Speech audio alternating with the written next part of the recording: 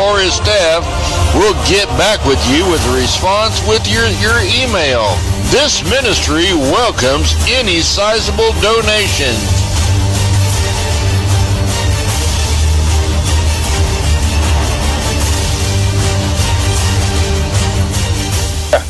Good evening, everyone. This is Bishop Mel. We are now in a portion where we can share with you once more the Holy Word of God. So tonight, the title of the message is, Are you living a life of fear? Are you living a life of fear? Our text tonight came from the book of John, chapter 8, the book of Acts, chapter 18, 2 Timothy, chapter 1, and the book of Psalm, chapter 27. Let me just open up in prayer. Father, in the name of Jesus, thank you once more for this opportunity and the privilege that we can come together in your presence, God. Thank you, oh God, for your people on this prayer line that will be coming tonight, God, that you may bless them, oh God, for your glory and for your honor, oh God. Thank you, oh God, for the word that you impress upon my heart tonight. Because in your word, oh God, we have hope, God. We have hope in your word. So, Lord, you even said that faith comes from hearing of your word, oh God. So help us tonight, oh God, to study more of the word, to show ourselves approved unto you, God. A workman, a servant who never needs to be ashamed because we rightfully divide your word.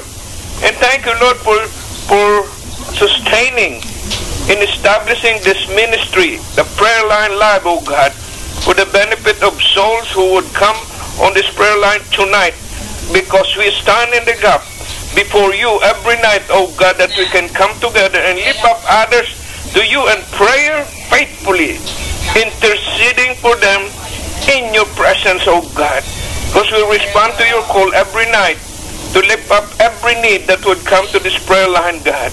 So, Lord, I pray that you will grant us the grace, oh God. Lord, the anointing of God. The anointing, oh God, that the word will hit its mark tonight for those who are here on this prayer line, God. So, Lord, tonight we choose, Father, to accept now this blessing, this opportunity, this privilege to come once more before your presence in this wee hour of night. So help us now to remember that time is short. We want to redeem the time that we are here on this prayer line. May you be blessed tonight, God.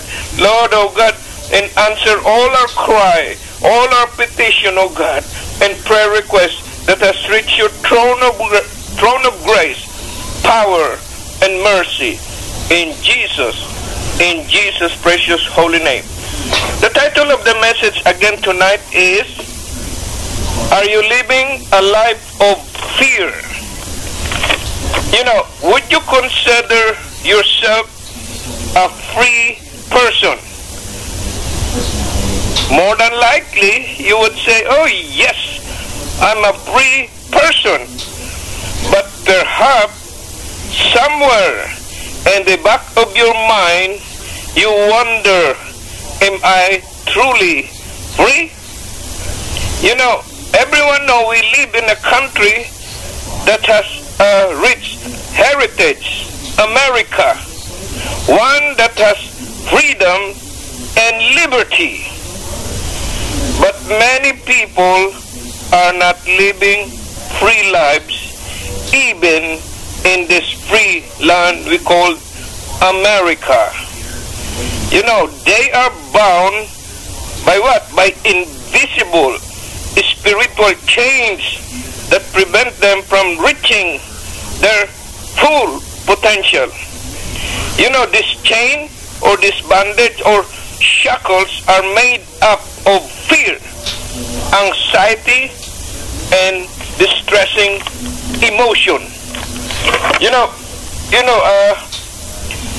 Fear, though fear's hold is so strong in everyone that is affected with it, it is not greater than the power of the blood of Jesus Christ. You know, the Savior told his disciple in the book of John in the book of John chapter 8 verses 31 to 32. It says here, I'm just going to read it to you. If you continue in my word, then you are truly disciples of mine. And you will know the truth, and the truth will make you free. That's in John chapter 8 verse 31 to 32. So how do we break free from the bondage of fear? You know, there's only one way, and that is through faith in Christ Jesus. But before we can do this, we must come to a point where we admit that we are fighting a deadly enemy, that we need help to be delivered from it. Fear. You know, there was a young boy. This is an illustration. There was a young boy who told his mother, he said, "Mom, I'm not afraid. I want to camp outside with my friends in the front yard." So his mother, you know, thought through the situation. He would be in the fence, in the yard or front yard, wherever it is, backyard, and his son is within range of her hearing, or every move that he would do, the mother would know. And more than likely, she would be awake if something happened. So watching to make sure he and his friend were safe in the yard. And if they needed anything, this is the mother, they could easily come inside the house. Okay? And this is the scenario. This is exactly what happened somewhere around in the morning, probably 2 a.m. The mother heard the back door opening and closing. So the mother got up, grabbed her robe, and hurried downstairs to check on her son. So as the mother flipped the lights on in the kitchen, what happened? She was greeted by the sight of his son and two of his best friends, with sleeping bag in hand, along with a crumbled bag of maybe cookies or chocolate chip cookies. Sensing their embarrassment, so the mother asked, "Son, what happened?" And this is the reply of the son. "There's something out there, Mom." He replied, "I don't know what it is, but it makes horrible sound." And the son said, "We could hear it in the yard." And the son said, "Maybe it's a big dog or a wild fox or even a bear." So the mother, trying not to smile at the situation, and she said, the mother said, "Son, with your friend, why don't you just sleep in the sala or in the dining room and go back to the tent in the morning?" And the mother said, "Oh, I'll make you some pancake or scrambled egg when you wake up in the morning." So the mood of the group, three youngsters, immediately brightened. And the mother didn't bother to mention the fact that the chances of meeting up a bear or whatever, a mad dog, were extremely low. It would never happen because they're in a city. So, fear. Now, fear attacks every one of us without warning, like this boy. And it tempts us to believe things that will not or cannot happen, and often leave us feeling helpless and without hope. So each day, we are bombarded with situations that have the ability to stir thoughts of fear within each one of us. So, every morning, turn on the news, the daily news or whatever news, the Times, and more than likely you will hear or you will read bad news that strike panic in the heart. Probably like, terrorist attack or maybe some bad news or some kind of accident or plane crashing or whatever. So, therefore, if the fire of fear works, the flame is turned up. Okay? So, from a worldly perspective, the future may look pretty bleak, especially if your situation is apart from faith in Jesus Christ. So, the fact is, if you do this, fear will reach out and control your heart or grab your heart, telling you that the worst will happen. It will be beyond anything you can imagine. So, warning is that don't buy into the enemy's lies. Every night or the nightly news don't give you a complete picture of reality. They exaggerate it.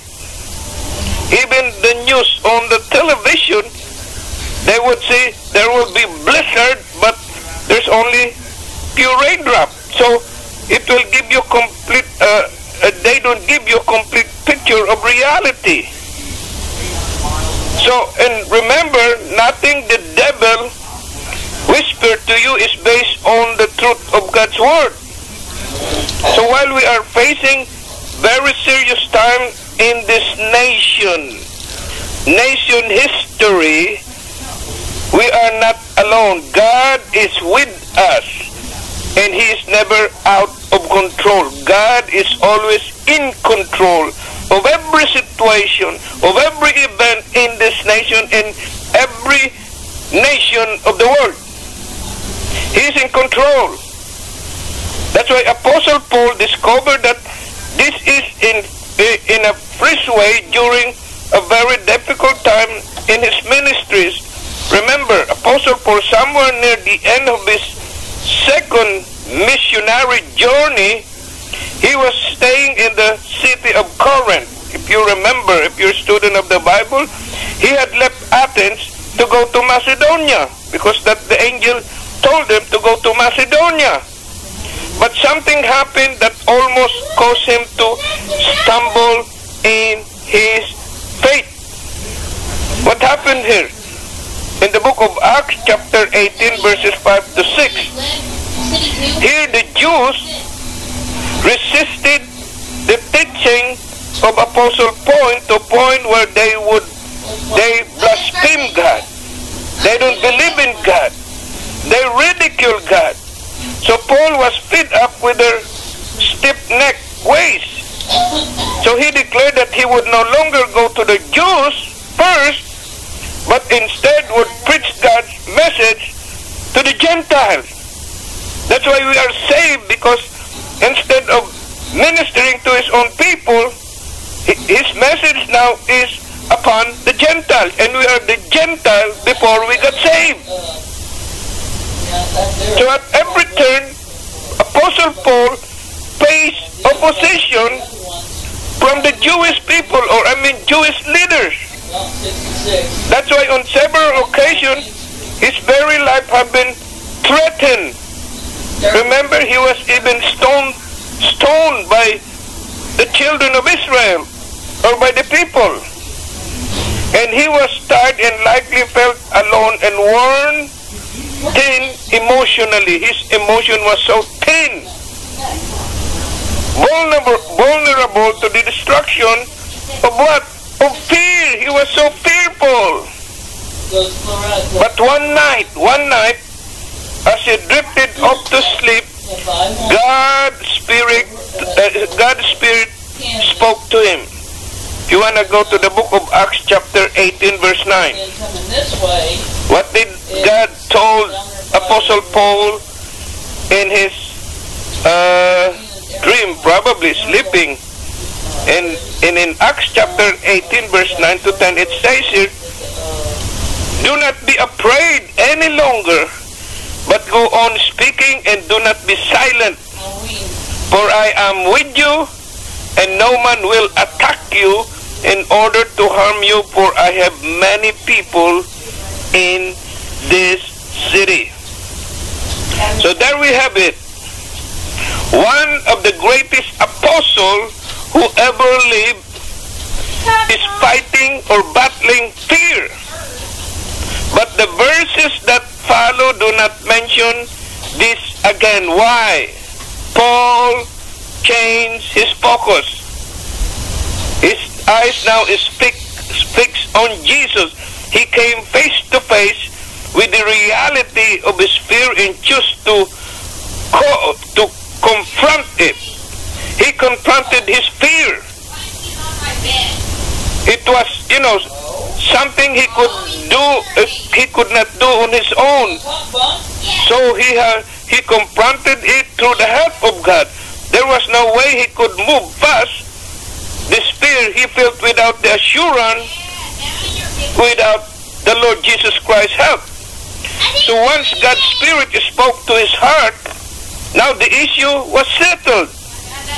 Paul knew there was only one thing for him to do: complete the work of God that he was called for. He was called for to preach the gospel. So the enemy, Satan, the devil, uses many things in an effort to distract you and me and prevent us from reaching our full potential. He would give you the spirit of fear, and fear is one of his best weapons. Fear is one of legal entry of the devil to come into your life without you knowing it. He can come to you if you allow it. But Paul confronted that spirit of fear. So he usually follow it with words of comfort. That's why, and that was the strategy. That was his strategy in Corinth. That's why he wrote the book of Corinthians, because he knows Satan knew he would face ultimate defeat if Paul succeeded to keep his spirit out of fear. Here we could see that the Lord's faithful promise to him was accomplished. Faithful promise of the Lord upon him was accomplished, that he would not leave him, he would not forsake him. So what are the right steps to overcome fear? If you have the spirit of fear now, what are the steps that you can overcome fear? Fear of what? Fear of losing job, fear of your husband going to have some affair with another person, fear that you will have an accident, fear, all this kind of fear. So how would you, what are the steps that you can overcome fear in your life? Number one, if you are going to overcome fear, the first step is to acknowledge and admit your fear. Admit it. But you confess something like this. You would say, Lord, I feel fearful and I don't know what to do. Please show me how to go forward from this point. God will show you the way that you should go if you have faith in God. Number two, ask God to enable you to conquer your fear. You know, the more you understand your relationship with God, the more intimately you will relate to Him what you are going through. He would understand what you are going through. That's why Paul in the book of 2 Timothy chapter 1 verse 7, Paul wrote an interesting word of instruction to Timothy.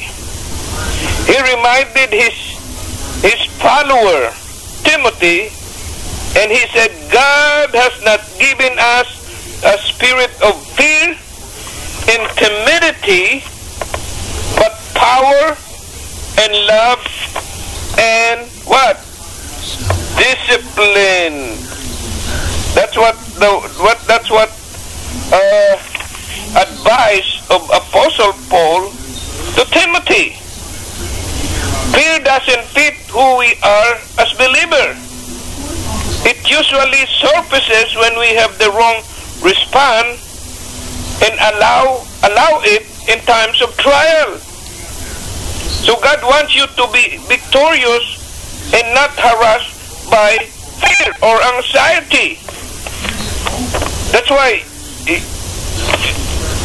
let God remove fear from your life. That's what's the advice of Apostle Paul to Timothy. That he has not given you a spirit of fear, but love, power. So here we could see now that he may choose to do this by placing you in a frightening situation where you feel out of control. That's what the ways of the devil. But you do not have to worry, because the one who has promised never to let you go is holding your life in his hand. You are in the hands of God. You don't need to fear. You don't have to worry. He is in your hand. You are in his hand. So after you have given your worries to the Lord, surrender it to him. If you have fear, give it to the Lord and leave it there. Don't take it back. Meditate on his word daily.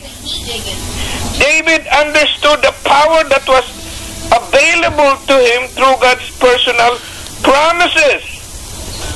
That's why in the book of Psalm 27 verses 1 to 3, he wrote, "The Lord is my light and my salvation. Whom shall I fear?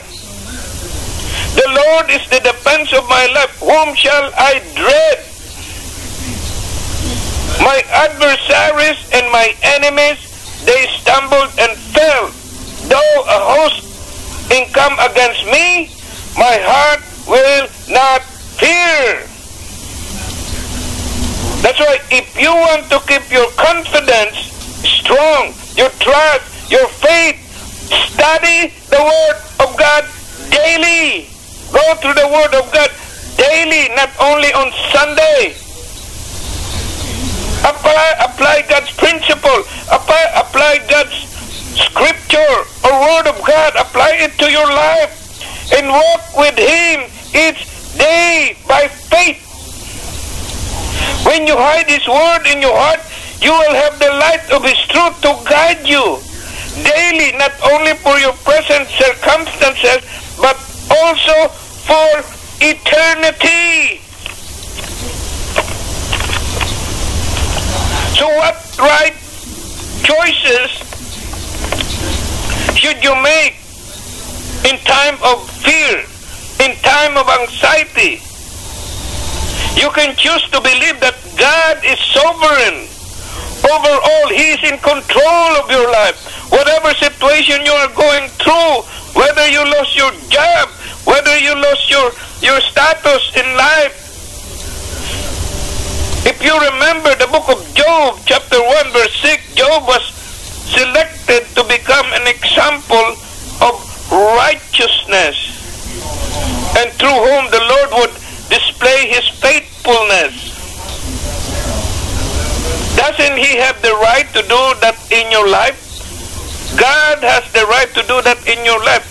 He would accomplish what he wants to accomplish in your life, so that you would not have fear in any situation. Choose to believe that because God is in control, he will assure you of victory in every situation of your life. You have to trust Him in your hardship. You have to trust Him in your hopelessness. You have to trust Him in your helplessness. When everything is going dark, you have to trust Him because He understands your situation and believe that He will bring something valuable out of your fear. You know, God can produce. He can produce good from even the worst situation in your life that gives you fear. Instead of dwelling on your fear, focus on blessing. Focus on the things that God is doing to you. Count all your blessings, for which you should be grateful every day of your life. Don't waste your pain. Don't waste your sorrow. Don't waste your fear. Rather, learn something to better yourself and also help others. That's the purpose. That's why God has not given you the spirit of fear, but of love, so that you can help others. Meditate on the Scripture rather than feed on the pity others have for you. The best person to turn to in time of fear is not your neighbor or your best friend, even not your wife or husband, even your close friend. It's the Lord that you have to turn to. God doesn't deny your fear, your anxiety, even your pain. He wants us to turn to Him for what? For healing. Heal you of your fear, your anxiety. So when we trust the Lord and walk in the center of His will, we will be blessed mightily if you make the right choices. In the midst of your fear or situation, your Heavenly Father will see you through, because that is His promise. I will never leave you nor forsake you, for His glory, for His honor, in Jesus' precious holy name. And this is the end of our sharing tonight. And we give you praise, Lord. We give you glory tonight, oh God. Lord, what you have been doing in our life, we appreciate it, Lord. For your glory, for your honor, we're here tonight to give you praise, to give you glory, oh God, because you promised you'll never leave us, you'll never forsake us, Lord. Father, we thank you, God, that you are the light in our salvation. We shall not be afraid. You are the strength of our life. For whom shall we be afraid, Lord? We will not be afraid of sudden fear. Lord, you have given us peace, and you have told us, don't let your heart be troubled, and don't let your heart be afraid. Thank you, God, for the gift of peace through your Son, Jesus. You have not given us the spirit of fear, but of love and sound mind. We have not received the spirit of even the bondage against fear. Thank you, God, for making us, Lord, your children. There's no fear in your love, Father. Your perfect love casts out all fear in our life. Thank you, God, for delivering us from the torment of fear or anxiety, God. Fill us now tonight with your love as we receive it by faith in your promise. So, Lord, tonight you become our refuge. You even our strength, God. A very present help in trouble in times of fear, God. So it is good to know tonight that we have no need to fear, because you are our God. We will be glad and rejoice for you, Father. We will do good things in our life starting today, because we don't have fear, and we rely on your promise, oh God, that you will never leave us nor forsake us, even to the end of the world. In Jesus' precious holy name. Hallelujah. Hallelujah.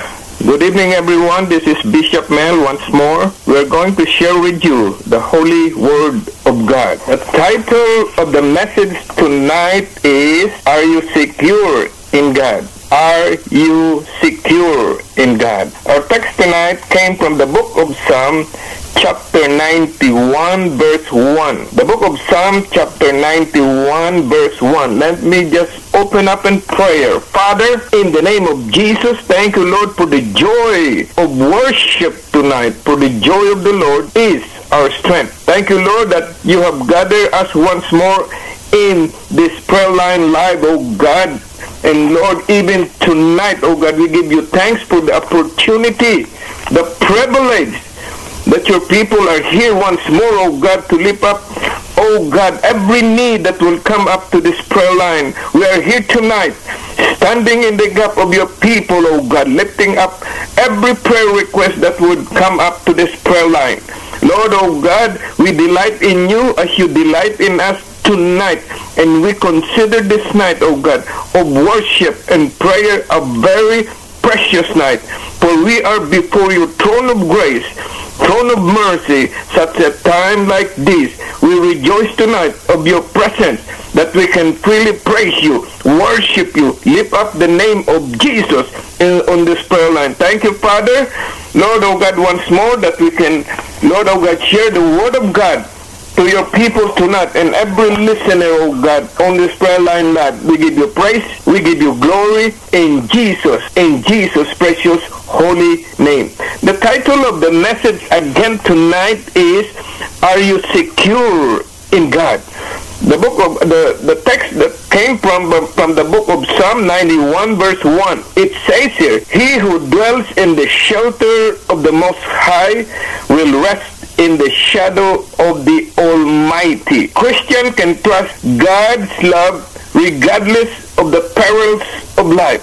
That's why as we are moving toward the end of this present age, our world is becoming increasingly insecure, rocked with war, violence, natural calamity, political and social unrest, and other problems worldwide. That's why such conditions result in despair and anxiety, overwhelm many people of this world. That's why these things may be the reason the book of Psalm 91 is one of the most quoted psalms. Great comfort and assurance are drawn from its word.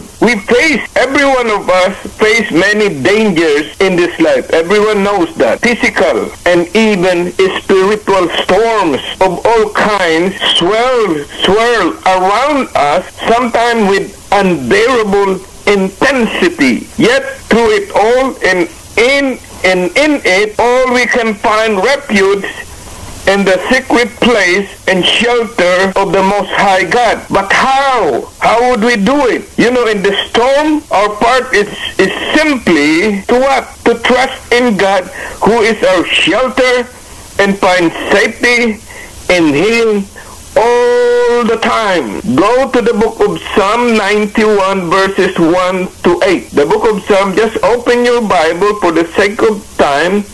Chapter 91, verses 1 to 8. You know, though shelter and refuge are promised here, but it is important to note that the person, listen to this, seeking such help must dwell or abide in God, as it says in verse 1. He who dwells in the shelter of the Most High will rest in the shadow of the Almighty. So this is the condition.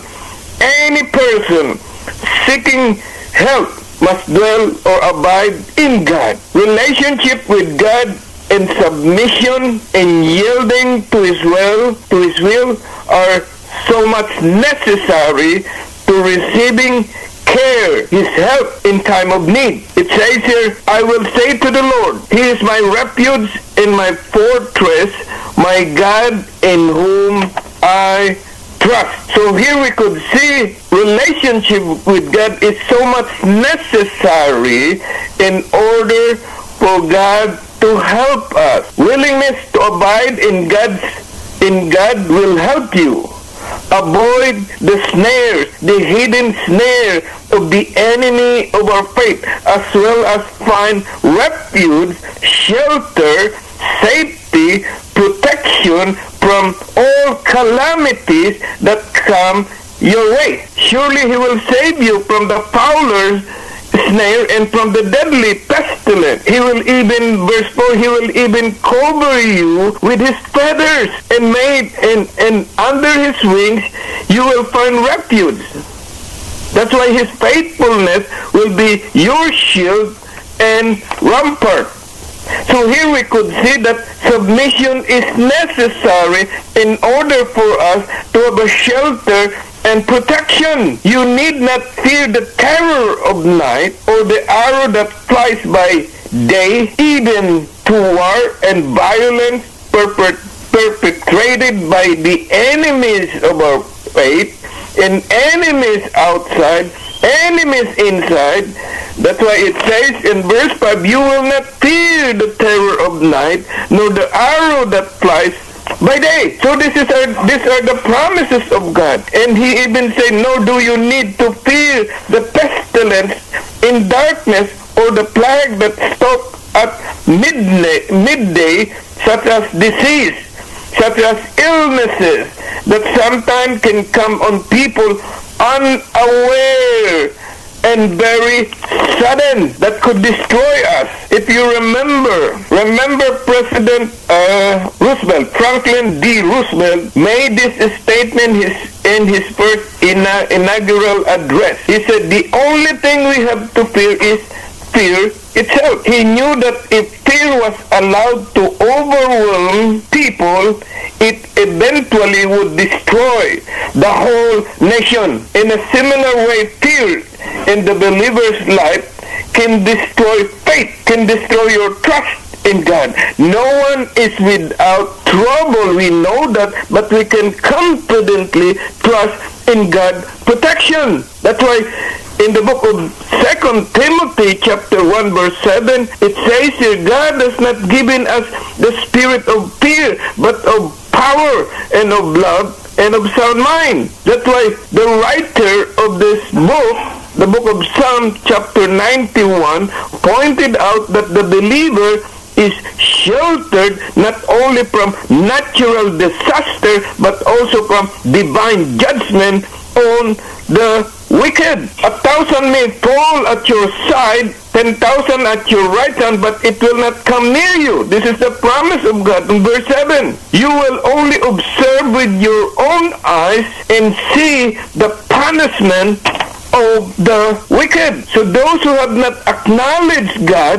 rejected God, never submitted to his divine purpose, will be among the 1,000 and tens of thousands that will fall. That's why believers, you and me, are assured that this judgment will not come near them as they remain obedient to God the Father. They will only be witnesses. Can you imagine that? We are just witnesses of the punishment of the wicked at the judgment day. Go to the same chapter, verses 9 to 13. Verses 9 to 13. Some people have mistakenly interpreted Psalm 91 verses 9 and 10. It says here, if you make the Most High your dwelling, even the Lord who is my refuge, then no harm will befall you, no disaster will come near your tent. So some have mistakenly interpreted this verse, this scripture, to imply that nothing bad can happen to God's people. But God's word, particularly in the New Testament, make it clear that no one, listen to this, no one is exempt from troubles. But in so many cases, hardship, troubles, storms of life may even strengthen the faith of a believer and build your trust in God. That's why God sends storms of life, trials, troubles, hardship. For what? To strengthen your faith, to trust in God all the way. You can be certain that nothing except except your own choice can separate you from God's love. That's why as long as you abide in Him, you need not fear being overcome by the evil around you. That's why though you might suffer trouble, great problems, but none of those things in themselves can remove you from your place in God, because you are in the hands of God. Those who do not abide in God will be like branches that do not abide in the life-giving vine. You can find that in the book of John chapter 15 verse 4. That's why with no life-giving connection to the vine, if you are not connected to the vine, you will dry up and will be thrown away. Satan, Lucifer, the enemy of our soul, the enemy of your soul, wants to cause you to fall among the 1,000 and the 10,000 mentioned in verse 6, 7, and 8. He wants you to fall. He wants you to be dead. You can be assured that nothing in this evil world can touch you spiritually as long as you remain in God's hand, in God's care, true love, and obedience. If you make the Most High your dwelling, even the Lord, who is my refuge, then no harm will befall you. No disaster will even come near your tent. That's why God cares about your physical and your spiritual welfare is so deeply that He has His angel. Can you imagine? His angel watch over you and protect you. He would send angels, legions of angels to protect you, for He will command His angel concerning you to guard you in all your ways. They will lift you up in their hands so that you will not strike your foot against a stone. That's why Scripture contains instances of angels, if you are one of those, helping people and showing special care for them in time of need. There's so many cases of this that God will send an angel as a messenger or help you in time of need. That's why many people can tell of the special help they have received from angels. Maybe they've been saved from an accident, from fire, from calamities, from near-death situation. God will send an angel. The psalmist, the one who wrote this psalm, describes Satan vicious. Satan is so vicious. He's so cunning. He's so deceitful in all his way by portraying him as a lion and serpent. You will tread upon the lion and the cobra, but the Lord said, you will trample the great lion and the serpent, because you are in the hands of God, because He loves you. He loves me, says the Lord. I will rescue you. I will rescue him. I will protect him, for he acknowledges my name. If you acknowledge His name, if you acknowledge the Lord, He will protect you. He goes about seeking whom He may devour. This is the works of the devil. He often enters people's lives unnoticed, because the devil has legal entry. That when he comes to you, you don't even know about this. Like, for example, fear, anger, abuse, depression. So by abiding in God, believer in Christ have power. You have the power. You have the authority that allows you to be victorious over every spiritual forces that go against you, against the good. That's why with God as your protector, you and I, believers, have nothing to fear at all. Nothing at all, for fear comes from the enemy of our faith. God has not given us the spirit of fear. It doesn't come from Him. He has given us power. He has given us love and sound mind. Go to verses 14, 16 of the same chapter. In verse 14, because He loves me, says the Lord, I will rescue him. I will protect him, for he acknowledged my name. Can you imagine this promise of God that He will protect you, He will rescue you if you acknowledge Him, if you trust Him, if you trusted in Him. That's why God shifts from the faithful encouraging one another about God's abundant love and care to God Himself, speaking directly to His beloved, and we are the beloved, the children of God, the believers. God make it clear that He will set on high those who love Him and acknowledge His name. He will set you up on high. That's why this pictures of the believer being lifted up from a troubling or dangerous situation and placed on a high place out of harm rest. This is the promises of God. He will put you in a situation that is away from harm. That is what God does for you. For me, as you serve Him with love and faithfulness, because He said in His word, He came not to be served, but to serve. And that's our responsibility, to serve Him. Examine yourself. How do you serve God? Do you serve God? Have you been serving God all your life? When you got saved, only you can answer that. Serve Him with love. Serve Him with faithfulness. Probably more often than you are aware of, He has kept you from evil and set you on a secure place without you knowing it. There's so many acts, there's so many incidents in your life that sometimes you didn't even know that God had set, that have protected you. Even when He sent His angels to protect you. He promises to answer your prayer as you call on Him for help. You know, prayer is the main way believer can express praise and ask for help. Because there's power in prayer. Prayer moves God on behalf of your needs and for the needs of others. There is power in prayer. That's what we do every single night here on the Prayer Line Live, to lift up the need of the people. He promises that He will be with you when? In times of trouble. He is a ever-present God in times of trouble. But trouble is part of life for every believer, to make you strong in your faith. Yet you can trust in God's power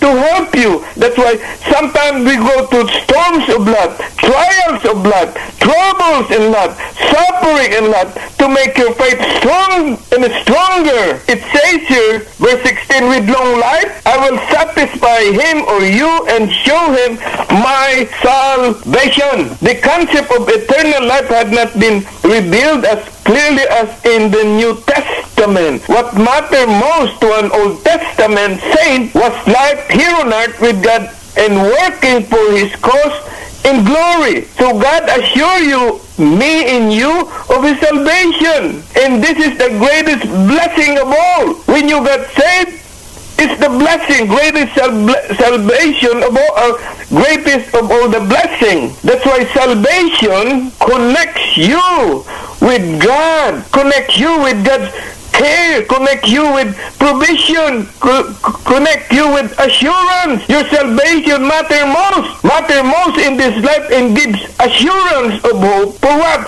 For eternal life. This is the joyous right for those who abide in the secret place of the Most High. That's why he who dwells in the shelter of the Most High will rest in the shadow of the Almighty. Psalm 91, our text tonight, expresses promises and assurance of God's love and care for those who love Him. Acknowledge and honor His name. We must acknowledge Him. If we don't, then we don't have an assurance of His blessing. In order to do that, what must we do? You must continually give careful attention to God's Word.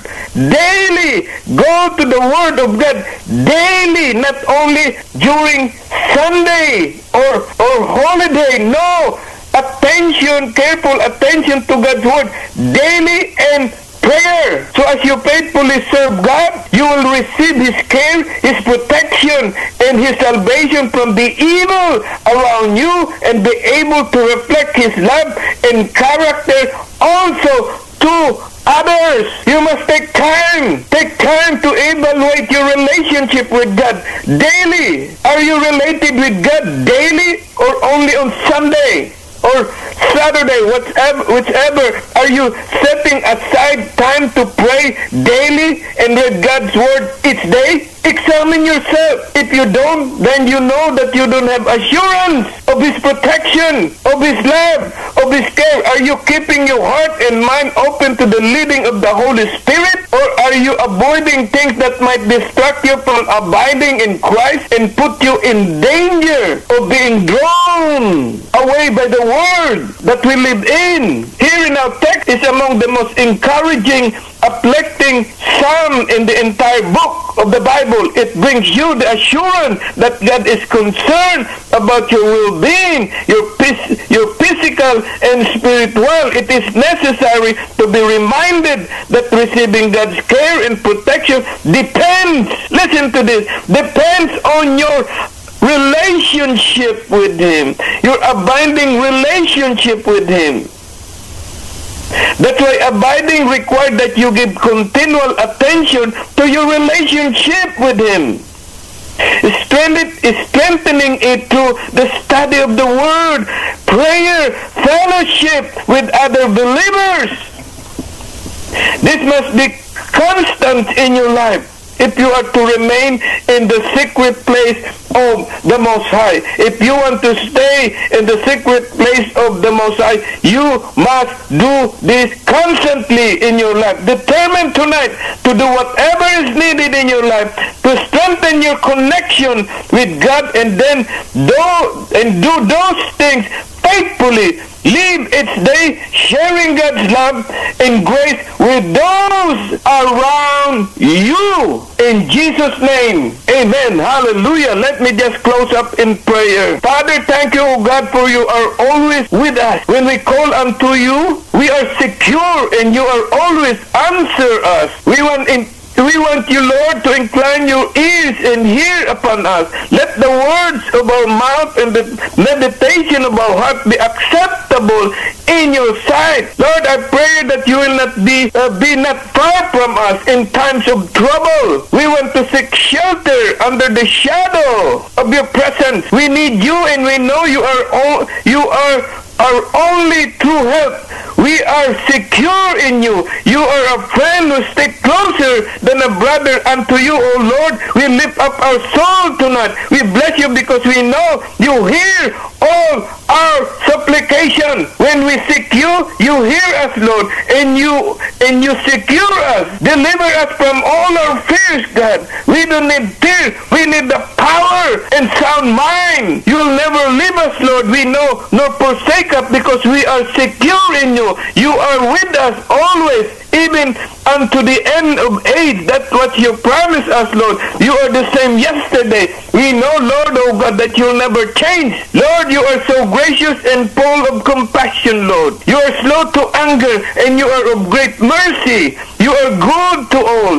You are good to everyone who acknowledge you. So tonight we just want to give you all the glory, the praises, and the honor for your abiding presence in our life. We are secured in you, in Jesus' precious holy name. Amen. Hallelujah. Hallelujah. Good evening, everyone. This is Bishop Mel. We're now in a segment where we can share with you the Holy Word of God. The title of the message tonight is, Are you willing to give what you receive? Are you willing to give what you receive?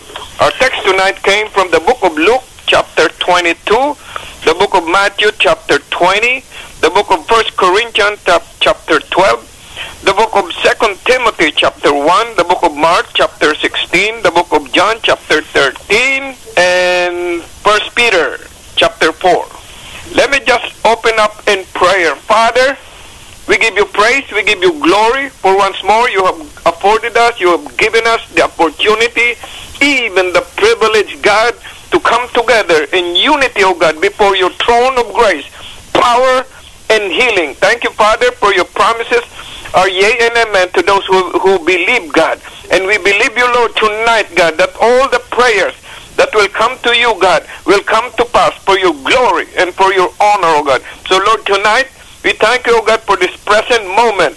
Help us to capture it and live it to the fullest for you, and redeem it, for we may never pass through this moment again in our lives. So we choose tonight, God, to accept now this blessing this opportunity to come together once more in your presence. We give you praise. We give you glory, O God, in Jesus' precious holy name. The title of the message again tonight is, are you willing to give what you receive? You know, our fast-paced culture can make it difficult to live generously, which the Lord called us to do. You know, as life demands more of us at work in the home, our time becomes increasingly valuable with so much to do in life. It's no wonder we can see others people needs as interruption. We don't want to be involved in other affairs instead of opportunities to help them. You know, this mindset also affects our willingness to give. That's why fears of what could happen in the future prompt us to keep for ourselves anything that we acquire, any good, any money we have. And maybe you usually say, what if my health fails? I'm not ready. Or what if I lose my job? Then I won't have enough to meet my needs. Maybe that's what you say. Added to all this is the instability of our world today. We are full of anxiety. Maybe because of upcoming terrorist attack or natural disaster like earthquake, tsunami, and even global conflicts all around us. The possibility of what could go wrong are enough to make you lose sleep. But they are also enough to make you make you selfish, sometimes without realizing it. You want just for yourself, anything that you receive from God, any blessing. That's why God has a bigger purpose for each and every one of us. When Jesus ascended to the Father, he left his followers on earth to what? To do something for the body. We are his ambassadors here on earth. That's why when he went up to heaven, he called us to do the things that he used to do here on earth, representing him to who? To a lost world. He didn't leave us here simply to take care of our own concern. We are to be about his business. That is why Jesus, in the book of Luke, chapter 22, verse 27, he said his role on earth is what? I am among you as the one who serves. He didn't come to be served, but among us who serves. Can you imagine? The Son of the living God came to everything he did confirmed this mission. And what are those? Healing the sick, casting out demons, feeding the hungry, teaching the multitude, training his disciples, raising the dead. These are the things that he was doing. He came to serve, not to be served. And his ultimate act of service was giving his life as a ransom for all of us.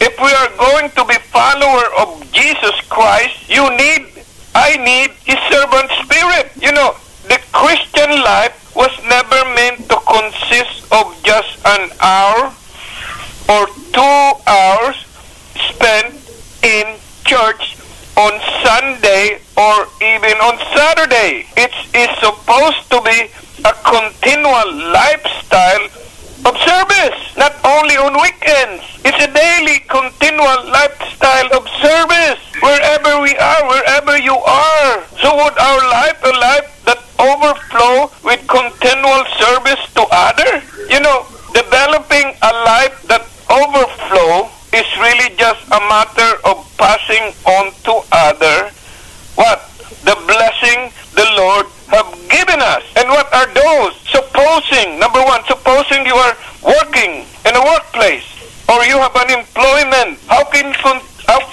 your life be continually a lifestyle of service or giving? If you are employed, the Lord has specifically placed you in your workplace to bless those around you. Imagine how Jesus would do your job. Imagine this. Can you see the Lord showing up late every time, every day? Can you see Jesus gossiping during a coffee break? Can you see Jesus doing half-hearted work? Or maybe can you see Jesus grumbling throughout the day, complaining about his work? No! Remember, you are his follower, and maybe the only example of Christ your co-worker will ever see in you. How about your talents and abilities? How do you use that with a continual lifestyle of service? If you have talent, if you have ability, maybe you have some specialized skills to share. Maybe you have medical training. You work in a hospital. Maybe you have financial training. You work in a accounting company. Or maybe you have a talent of planning, organizing. Even if you don't feel exceptionally talented, there are variety of ways to give of yourself. For example, this is just an example. If you drive, what happened? You could give a ride to a neighbor who are disabled, or probably bring some food to a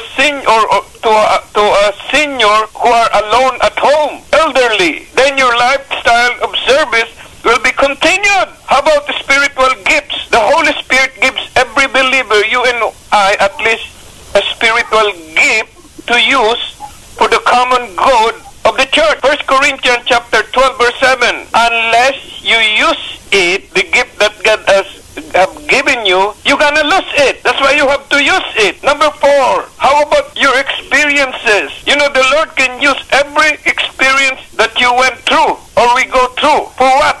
To help those who are facing similar situation like you. More knowledge and wisdom. Supposing you have knowledge and wisdom, how do you use it? So that your lifestyle of service will continually be seen. Education should never be an end in itself. Maybe you have PhD, master degree. If God has blessed you with wisdom, understanding, especially in the area of biblical wisdom, biblical insight, you have the responsibility to share it with others. Don't keep it to yourself. So how do you act according to God's blessing? If you receive God's blessing, remember there's a song, we cannot count all the blessings. Consider all the wonderful things God has done for you during your lifetime. Consider it. A responsibility towards others comes with its blessing. And what are they? Supposing I would ask you, what are the blessings that you have received from God? Even now, even tonight. 2 Timothy chapter 1 verse 8. Before returning to the Father, Jesus gave his disciples this instruction. Remember? He said, go into all the world and preach the gospel to all creation. You'll find that in the book of Mark chapter 16 verse 15. So don't think that this scripture applies only to pastor or minister like me and or those leaders or missionary in far off places. You know what? Wherever you are, God desires that you share the message of salvation with people around you, even your loved ones. Did you ever share a message of salvation to your wife, to your husband, to your children, to your relative, to your cousin? Examine yourself. Christ's love us is so great. The love of Christ is so great that he command us to share it with others. In fact, Peter considered love a priority in Christian life. This kind of devotion always expresses itself in action that benefits others. That's the love of that's the love of God upon us. You have to express it in action that will benefit others. He laid down his life. Are we willing to lay down our lives also for others? Think of it. Christ have forgiven us our sin. You can find us in Ephesians chapter 4 verse 32.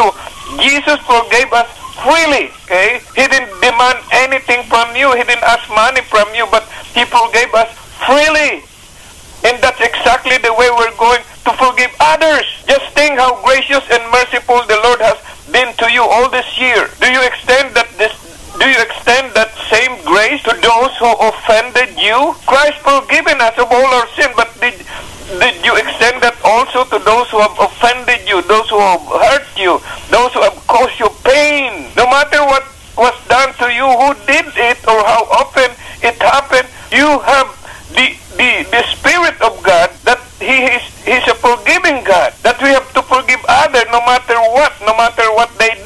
or how often it happened. You know, don't fall for the word philosophy, that the goal in life is to accumulate wealth to guarantee our security. Don't buy that philosophy. Riches on earth, wealth on earth can vanish. You cannot bring it to heaven. Whatever you accumulated here on earth, you can never bring it to heaven. Did you ever see a coffin or a funeral procession carrying all the wealth of that deceased person going to heaven? No, you cannot bring it to heaven. The only way to have a sure foundation is to store up lasting treasure in heaven by what? Giving generously to those in need. That's why the Lord teaches us the truth. If you've learned anything from the Word of God tonight, you have truth to share with others. What you have learned tonight, you can share it to others. Don't keep it to yourself. Simply share with someone else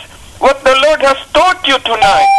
Although you may feel inadequate, remember that you have a teacher living within you, the Holy Spirit. Acts chapter 1 verse 8, when the Holy Spirit has come upon you, what happened? You will have the power to be witnesses for Him, to be witness in Jerusalem, in New York, and all over the world. Call each other, maybe they're going through some tough time in their life. You don't know. But when you hold, I can barely hear him. one another just as Christ also accepted us. Even we're sinners. To accept one another just as Christ also accepted us. This doesn't mean we have to approve of every attitude of everyone's behavior or agree on every issue of another person. But we can still value each other as brothers and as sisters in Christ, because we have a common ground, which is the cross. Without the cross, then we are nothing. That's why we have to accept other also as Jesus accepted us. And God admonishes us. You know, at times we need a warning from the Lord, okay, to keep us from going in the wrong direction. Find that in the book of Psalm 81 verse 8. And sometimes God wants us to use us to deliver a warning to someone else. To say nothing when you see a friend heading for a wrong direction. What would you do? You would warn him. Perhaps a gentle admonition or challenging question could cause that person to consider. Maybe you ask, what does God think about what you're doing? So that's how God admonishes us. And Christ is so patient with us. 1 Timothy chapter 1 verse 16, whenever you're tempted to become impatient with someone else, it usually happens, stop and remember how God has worked in your life. Because maturity is a slow process. It's not a quick fix that you will mature overnight. No, the Lord is willing to gradually and painstakingly bring each one of us along in our walk with Him. So should we not, patience says, I can wait for this relationship to improve, for that situation to change, or God to work in the life of a loved one. So we must be patient in order that our lifestyle of service will continually go forth. And the Lord is so kind to us. As those who have experienced the riches of God's kindness, we need to let the Holy Spirit also produce this gracious fruit in us as well. Examine yourself. Do you have the fruit of the Holy Spirit? Find that in Galatians 5:22. Do your words in action display kindness, or do you come across as a harsh and demanding person? If you let Christ lives in you, His kindness, His joy, His peace, His long-suffering will flow through you to others. You know, God blesses us so that we can be a blessing to someone else also. However, if our focus is only on receiving from the Lord, we will become like a stagnant pool instead of a flowing stream. Christ wants us to be channels through whom He can meet the needs of others. We never have to fear that we will run dry, because the givers always have enough. And who is the giver? Our Lord Jesus Christ. He is not limited. He always have enough. That's why God delights in continually replenishing their supply, because we continue to have a lifestyle of service continually. So tonight, starting tonight, begin each night or begin each day by asking the Lord to give you opportunities to serve others. Fight the natural tendency to focus on what you can get and instead think about what you can give starting tonight. Look beyond your own concern to see the people around you who could use your help, encouragement. Just remember that when you stand before the Lord, He will reward you for what you gave, not what you got. That's why the title tonight is God's blessing won't be complete in our lives until we are willing to give what we receive. You know, although God encourages us to focus on giving instead of getting, there is one area where receiving is a must. When it comes to life after death, there's nothing we can do to bridge the gap between spiritual death and eternal life with God. We need to be reconciled to the Father by receiving His gift of salvation, so that God can use us also to give what we receive. Consider the freedom God has given you and me tonight, and ask yourself how you are using it for His glory. Are you reaching out in love to the people around you, offering them the good news of the Lord Jesus Christ? This is only the question before I end. So I pray that you'll take it seriously tonight, and that you'll be encouraged to become the servant of God with a continual lifestyle of service. Because God's blessing won't be complete in our lives until we're willing to give what we receive in Jesus' precious holy name. Let me just close up in prayer. Lord, thank you, Lord, your way is perfect tonight. Your word is tried. You are, Lord, oh God. You are the word, God. We call upon you because we know you are worthy to be praised. And in so doing, we know, Lord, oh God, that we will be your servant with continual lifestyle of service. So Lord, thank you, God, for sending the Holy Spirit to empower us to do the work you have called us to do. And because of His power, we are able to be your witness, Lord, witnesses in this last day wherever we go. So help us now to be faithful to that important calling starting tonight. In Jesus' precious holy name. Amen. Hallelujah. Hallelujah. Good evening, everyone. This is Bishop Mel. Now we're in a portion where we can share with you the Holy Word of God. The title of the message tonight is The Reason for Your Hope. The reason for your hope. Our text tonight came from the book of Philippians chapter 3, the book of Galatians chapter 2, Genesis chapter 3, the book of Exodus chapter 33, the book of Isaiah chapter 41, 1 John chapter 4, John chapter 20, and 1 John chapter 4.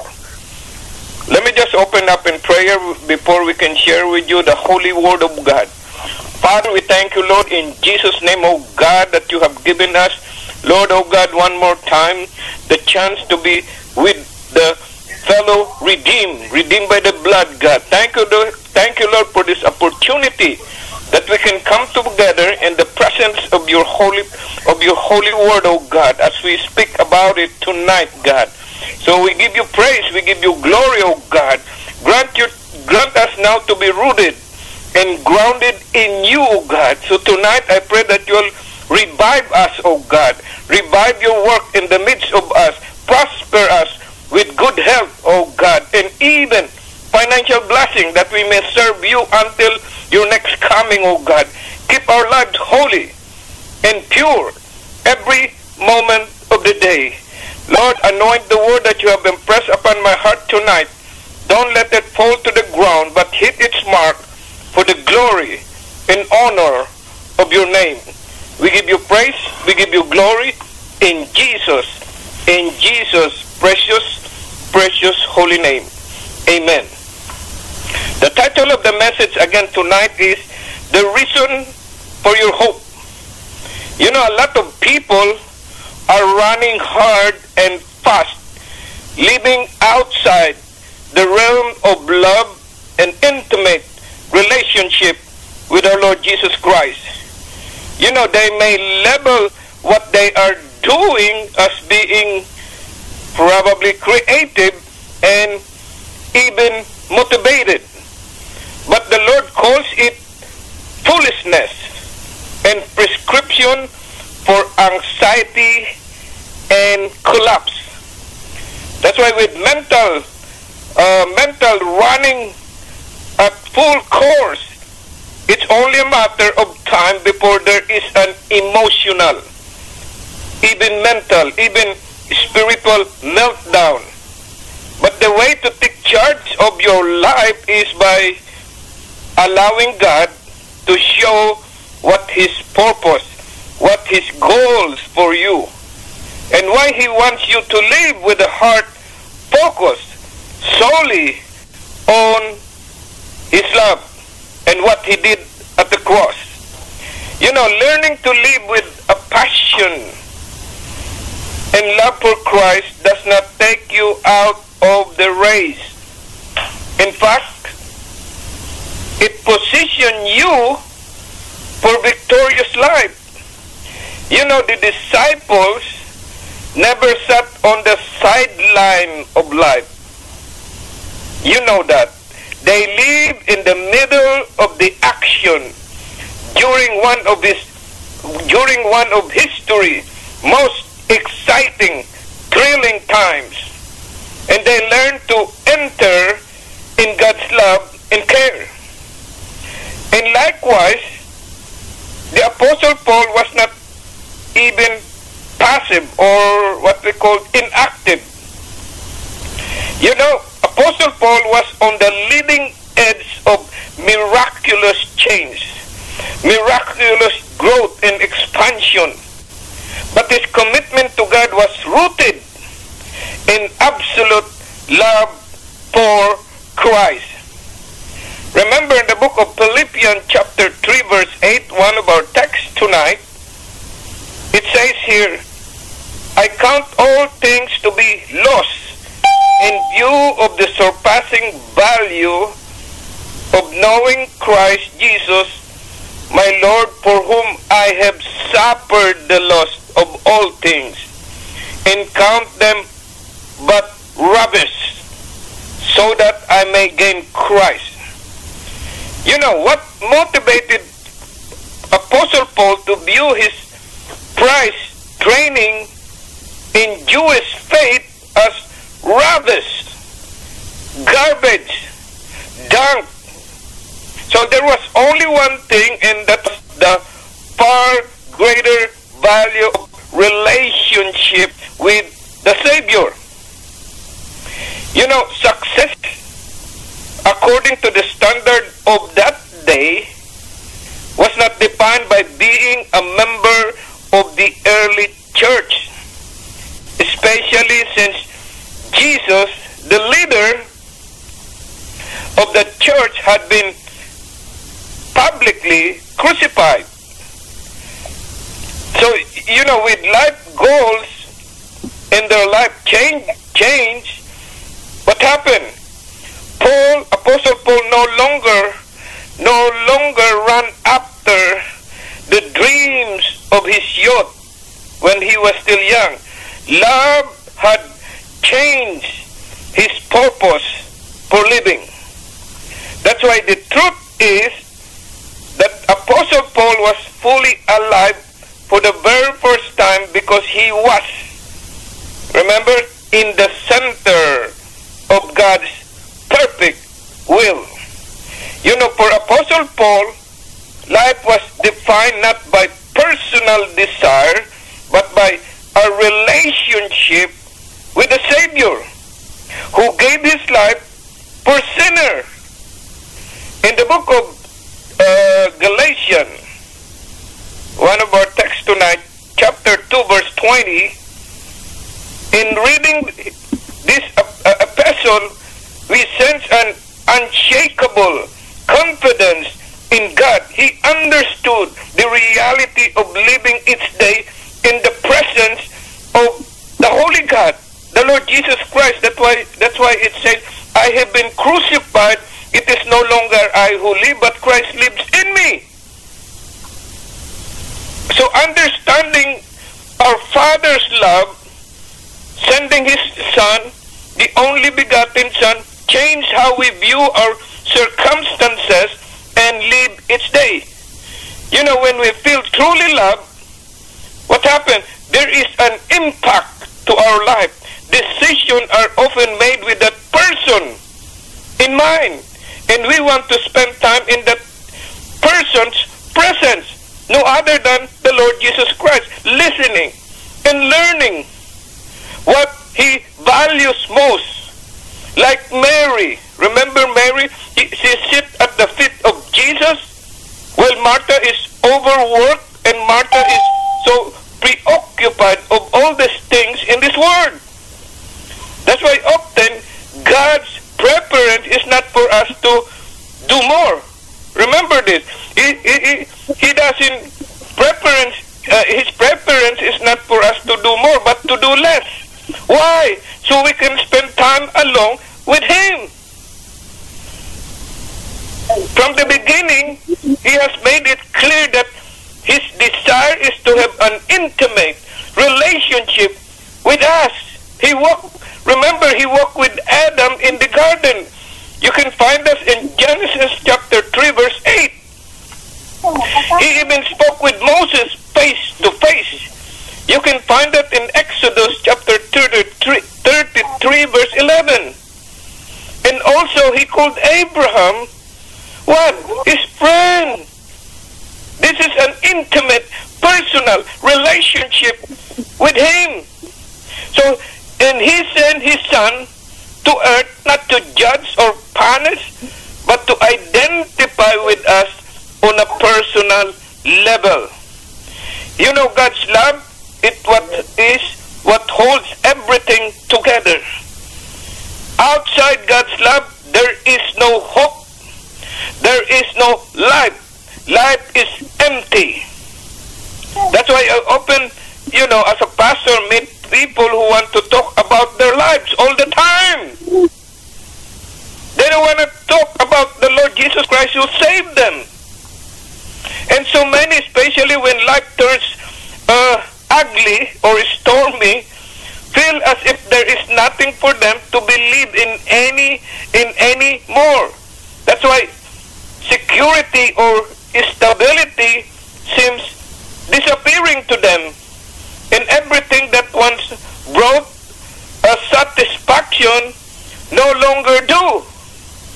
That's why our title tonight is The Reason for Your Hope.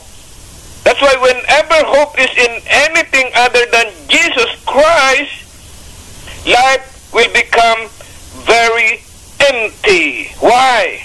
What's the reason? Because only God is unshakable in His love for you and me. That's why the Lord is never out of control. He is completely aware of your circumstances, of every event in your life. And He has promised to walk every step with you if you have an established, intimate relationship with Him. This is His promise. He'll never leave you nor forsake you. That's why we can be sure whatever you have done in the past, whatever your present circumstances may be, or whatever suffering you are going through, God will replace your sense of despair, discouragement with a great sense of hope. Because He is the hope of glory. Christ is the reason for your hope. Not the economy, not a relationship, not a position you long to hold, but Christ alone is the reason for your hope. Hallelujah. But this can take place only within a heart that has been tuned to walk and stay with Christ. He is the reason for our hope. Your hope, not the economy, as I said, but through Christ alone. In the book of 1 John chapter 4 verse 7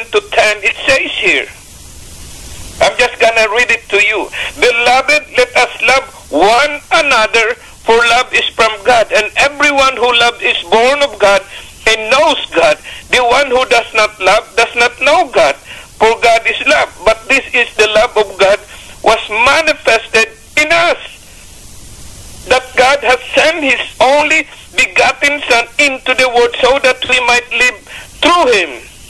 In this is love, not that we love God, but that he loved us and sent his Son to be propitiation for our sin.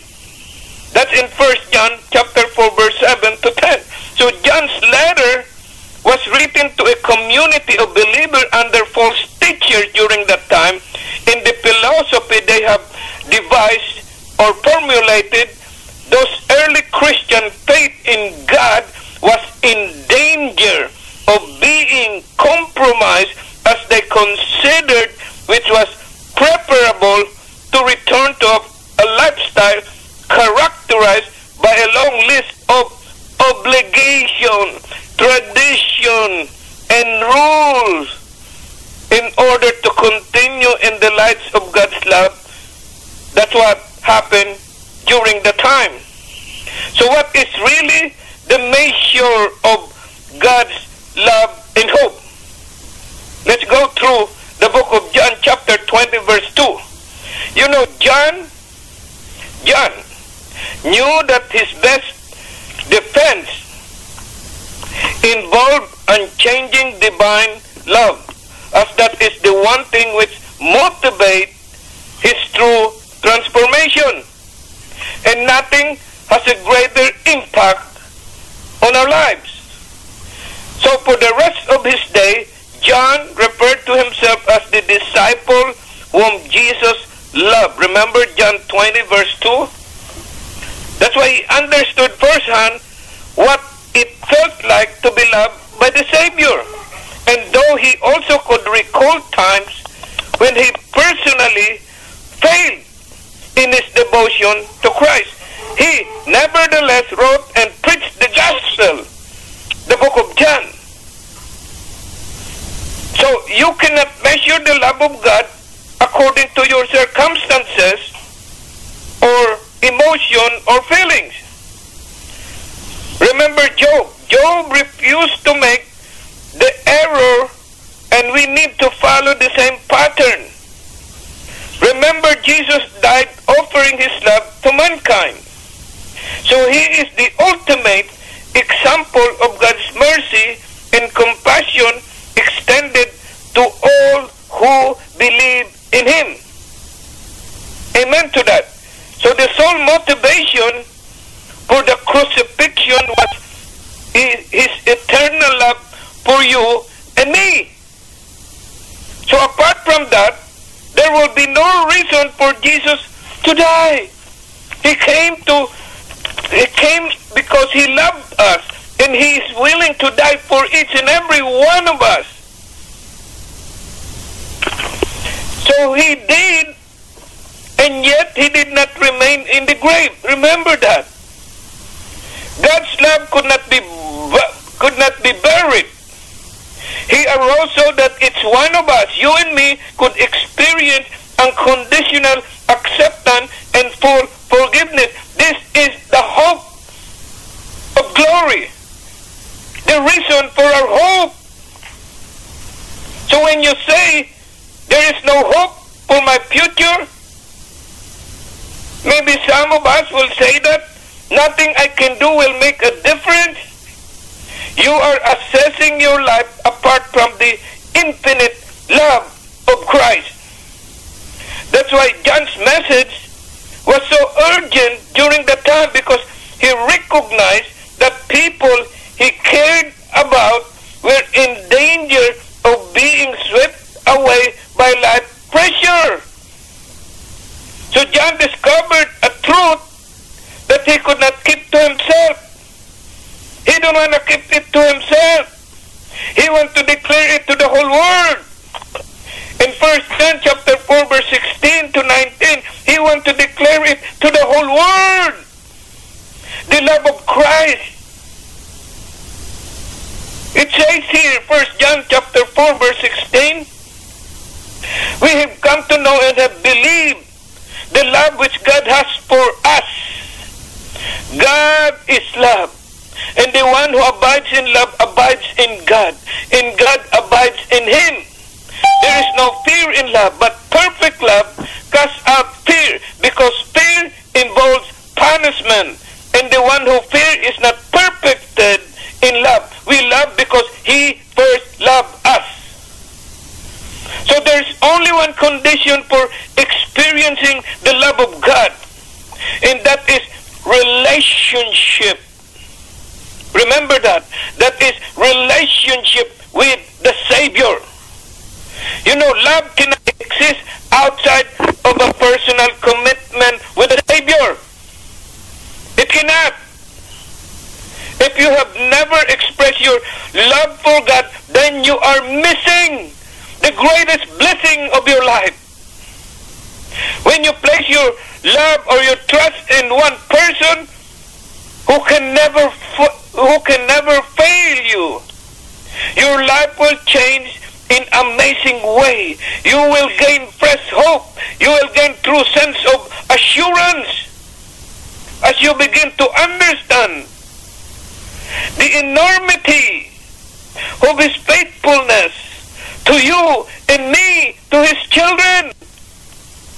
And people will come and go, but God never wavers. His devotion is eternal. From everlasting to everlasting, it's no end. When His love is within you, within me, the desire to meet the world's standard will fade away. You'll stop setting for second best, and instead will set your eyes on receiving what God has for you, which is absolutely good because it's for your best. You know, peace or joy will reign in your heart, and suddenly you will realize that you are on the road to accomplishing the purpose and the plan for your life. You don't have to waste a single God-given dream. When you confess your love for the Lord, He goes to work shaping your life in a very amazing ways. You'll soon find yourself on the way to reaching your maximum potential as God ordained for your life. That's why the greatest blessing outside of knowing that you are in the center of God's will is the fact that you can fully enjoy the life and contentment He provides because He loves you. Hallelujah. Do you have a need that you don't know how to meet tonight? You may have tried to solve the problem on your own. Hey, but the Bible is full of stories about people just like you and me. Remember the woman at the well? He had a great need to be loved. He has a great need to be accepted. Even as did the woman caught in adultery. They have the great need to be loved. But Peter had needs too, remember? So did John and Matthew and all other disciples. That's why they followed Jesus, because He's the only hope for their life. Like many of us, like us, those people that I've mentioned, Peter, John, Matthew, their deepest needs could be understood and met only by God. Only God can meet their need. We know we are needy people, needy of something. However, we do not have to face our need alone starting tonight. Starting tonight, you don't have to face your need alone. There is one who comes to us to make us whole. There is one who comes to us to save us.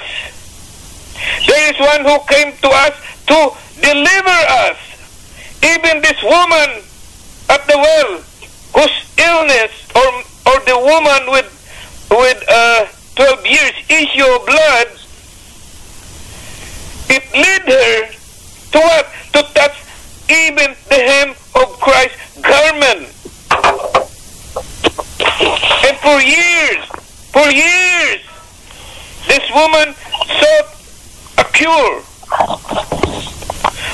nothing.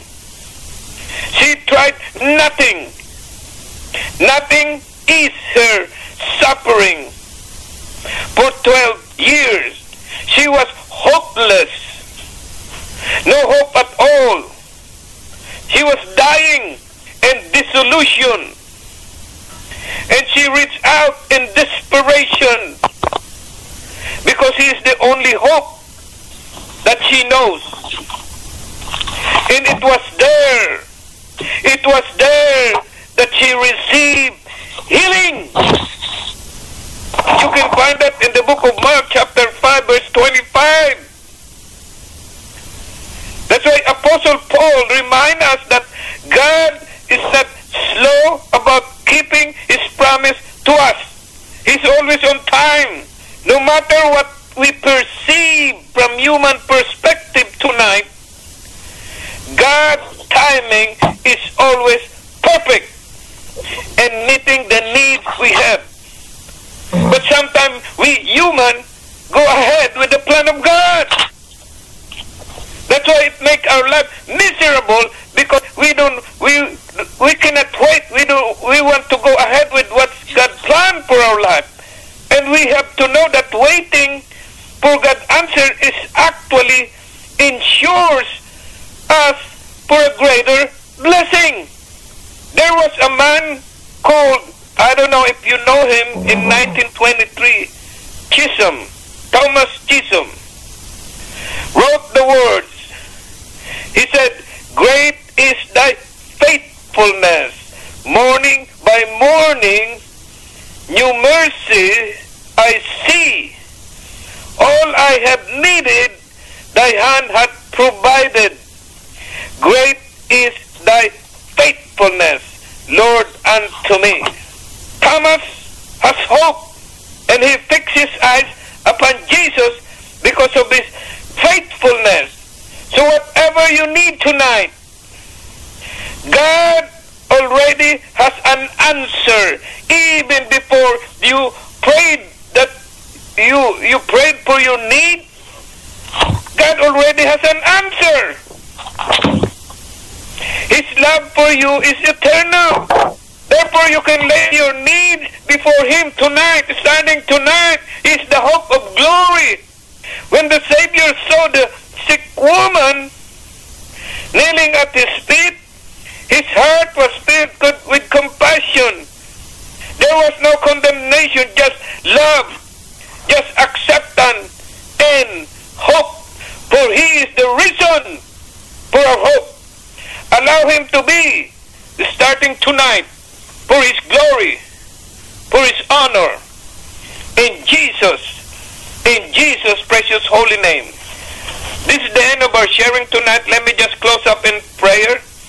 Father, in the name of Jesus, because our heart is fixed, hoping in You, we will not be afraid of any evil tidings. We want to grow in our ability to hope in You alone, because we know that through joy and blessing come from hoping in You with all heart, body, and soul.